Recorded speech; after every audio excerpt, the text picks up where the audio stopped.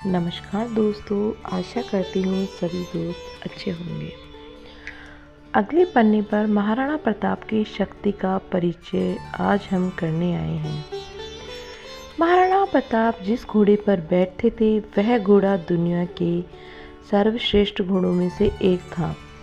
महाराणा प्रताप जब 72 किलो का कवच पहनकर 81 किलो का भाला अपने हाथ में रखते थे, भाला और कवच सहित ढाल तलवार का वजन मिलाकर कुल 208 किलो का उठाकर वे युद्ध लड़ते थे।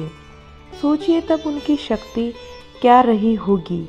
इस वजन के साथ रणभूमि में दुश्मनों से पूरा दिन लड़ना मामूली बात नहीं थी। अब सवाल यह उठता है कि जब वे इतने शक्तिशाली थे तो अकबर की सेना से वे 2 बार पराजित क्यों हो गए। इस देश में जितने भी देशभक्त राजा हुए हैं उनके खिलाफ उनका ही कोई अपना जरूर रहा है। जय चंदों के कारण देशभक्तों को नुकसान उठाना पड़ता है।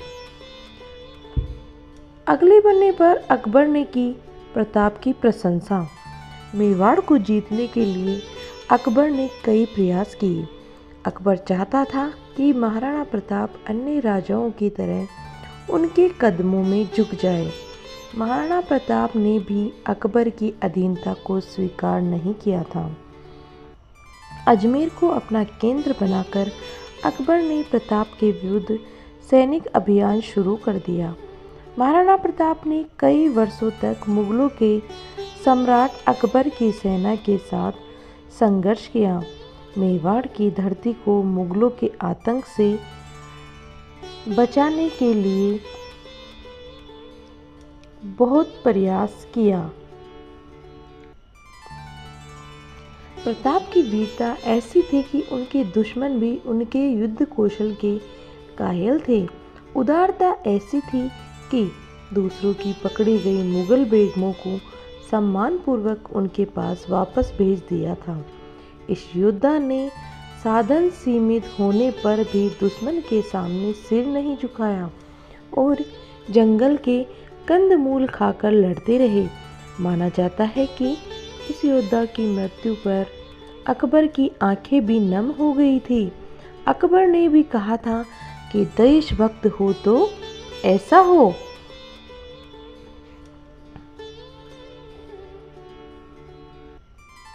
पुत्रों ने धन और भूमि को छोड़ दिया परंतु उसने कभी अपना सिर नहीं झुकाया। हिंद के राजाओं में वही एकमात्र ऐसा राजा है जिसने अपनी जाति के गौरव को बनाए रखा है। अपनी विशाल मुगलिया सेना, बेमिसाल बारूद खाने, युद्ध की नवीन पद्धतियों के जानकारों से युक्त सलाहकारों, गुप्तचरों की लंबी फेहरिस्त, कूटनीति के उपरांत भी जब तुर्क बादशाह अकबर समस्त प्रयासों के बाद भी महाराणा प्रताप को झुकाने में असफल रहा तो उसने आमेर के महाराजा भगवंत दास के भतीजे कुंवर मान सिंह, जिसकी बुआ जोधा भाई अकबर जैसे विदेशी से ब्याही गई थी, को विशाल सेना के साथ डूंगरपुर और उदयपुर के शासकों की अधीनता स्वीकार करने हेतु विवश करने के लक्ष्य के साथ भेजा। मानसिंह की सेना के समक्ष डूंगरपुर राज्य अधिक प्रतिरोध नहीं कर सका। इसके बाद कुंवर मानसिंह महाराणा प्रताप को समझाने हेतु उदयपुर पहुंचे। मानसिंह ने उन्हें अकबर की अधीनता स्वीकार करने की सलाह दी, लेकिन प्रताप ने दृढ़तापूर्वक अपनी सिद्धांता बनाए रखने की घोषणा की और युद्ध में सामना करने की घोषणा भी कर दी। मानसिंह के उदयपुर से खाली हाथ आ जाने को बादशाह ने करारी हार के रूप में लिया तथा अपनी विशाल मुगलिया सेना को मानसिंह और आसफ खां के नेतृत्व में मेवाड़ पर आक्रमण करने के लिए भेज दिया। आखिरकार 30 मई ईस्वी सम्मत 1576 बुधवार के दिन प्रातःकाल में हल्दी घाटी के मैदान में विशाल मुगलिया सेना और रणबांकुरी मेवाड़ी सेना के मध्य भयंकर युद्ध छिड़ गया। टिड्डी दल की तरह मेवाड़ भूमि की ओर उमड़ पड़ी। उसमें मुगल, राजपूत और पठान योद्धाओं के साथ जबरदस्त तोपखाना भी था। अकबर के प्रसिद्ध सेनापति महावत खां, आसफ खां, महाराजा मान सिंह के साथ शहजादा सलीम जैसे कि जहांगीर भी उस मुगल वाहिनी का संचालन कर रहे थे।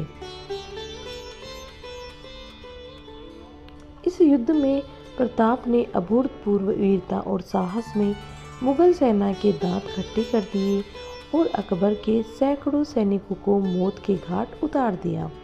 विकट परिस्थिति में झाला सरदारों के एक वीर पुरुष ने उनका मुकुट और छत्र अपने सिर पर धारण कर लिया। मुगलों ने उसे ही प्रताप समझ लिया और वे उसके पीछे दौड़ पड़े। इस प्रकार उन्होंने राणा को युद्ध क्षेत्र से निकल जाने का अवसर प्रदान कर दिया। इस असफलता के कारण अकबर को बहुत गुस्सा आया।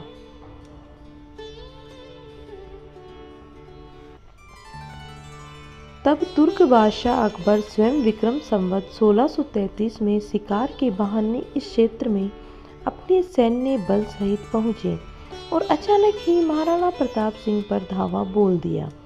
प्रताप ने तत्कालीन स्थितियों और सीमित संसाधनों को समझकर स्वयं को पहाड़ी क्षेत्रों में स्थापित किया और लघु तथा छापामार युद्ध प्रणाली के माध्यम से शत्रु सेना को हतोत्साहित कर दिया।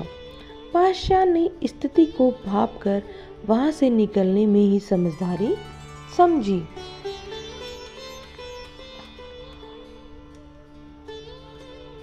एक बार के युद्ध में महाराणा प्रताप ने युद्ध में अपने धर्म का परिचय दिया और युद्ध में एक बार शाही सेनापति मिर्जा खान के सैन्य बल ने जब समर्पण कर दिया था तो उसके हाथ में शाही महिलाएं भी थी। महाराणा प्रताप ने उन सभी के सम्मान को सुरक्षित रखते हुए आदरपूर्वक मिर्जा खान के पास पहुंचा दिया। बाद में हल्दी घाटी के युद्ध में करीब 20,000 राजपूतों को साथ लेकर महाराणा प्रताप ने मुगल सरदार राजा मान सिंह के 80,000 की सेना का सामना किया। इसमें अकबर ने अपने पुत्र सलीम जहांगीर को युद्ध के लिए भेजा था। जहांगीर को भी मुंह की खाना पड़ी और वह भी युद्ध का मैदान छोड़कर भाग गया। बाद में सलीम ने अपनी सेना को एकत्रित कर फिर भी महाराणा प्रताप पर आक्रमण किया और इस बार भयंकर युद्ध हुआ। इस युद्ध में महाराणा प्रताप का प्रिय घोड़ा चेतक घायल हो गया था। राजपूतों ने बहादुरी के साथ मुगलों का मुकाबला किया, परंतु मैदानी तोपों और बंदूकधारियों से सुसज्जित शत्रु की विशाल सेना के सामने समूचा पराक्रम निष्फल रहा। युद्ध भूमि पर उपस्थित 22,000 राजपूत सैनिकों में से केवल 8,000 जीवित सैनिक युद्ध भूमि से किसी प्रकार बचकर निकल पाए। महाराणा प्रताप को जंगल में आश्रय लेना पड़ा। तो दोस्तों, आज के लिए इतना ही काफ़ी। फिर मिलते हैं एक और नए वीडियो के साथ। धन्यवाद।